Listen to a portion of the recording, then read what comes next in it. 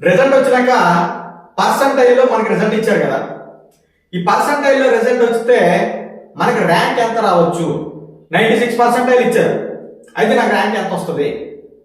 98% ఇచ్చారు, నాకు ర్యాంక్ ఎంత వస్తుంది? ఈ ర్యాంక్ అనేది తెలిస్తే మనకు సీట్ వస్తుందా రాదా అనేది మనకు కొంత అవగాహన రావచ్చు. ప్రీవియస్ కట్ ఆఫ్ బట్టి మనం చెప్పొచ్చు. అయితే కొంతమంది కుతూహలం ఎక్కువ ఉంటుంది, పర్సంటైల్ వచ్చింది నాకు రిజల్ట్లో ర్యాంక్ ఎంత రావచ్చు అని. ఎక్స్ అనేవాడికి 99.96969699 ఇంత పర్సంటైల్ వచ్చింది. అయితే ఇతనికి ఎంత ర్యాంక్ రావచ్చు? దీనికి ఒక ఫార్ములా ఉంది. 100 minus percentile into number of students appeared divided by 100. దీని ఫార్ములా ఏంటంటే, నీకు పర్సంటైల్ అనేది మనకు తెలిసినట్లయితే 100 minus percentile into number of students appeared for the examination divided by 100.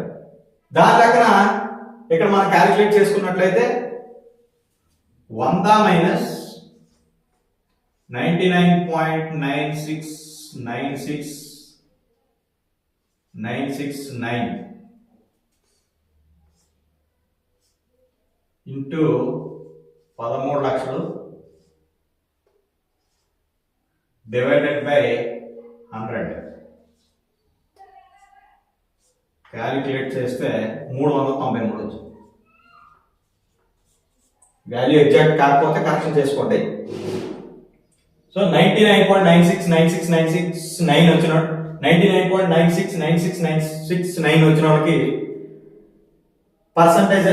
Percentile బట్టి ర్యాంక్ ఎలా క్యాలిక్యులేట్ చేస్తామంటే ఈ రకంగా క్యాలిక్యులేట్ చేస్తాం. అదేవిధంగా వై అనేవాడికి 96.89898988 ఇంత పర్సంటైల్ వచ్చింది అనుకోండి. ఇతనికి వచ్చే ర్యాంక్ ఎంత ఉంటుంది అని అంటే 100 మైనస్ పర్సంటైల్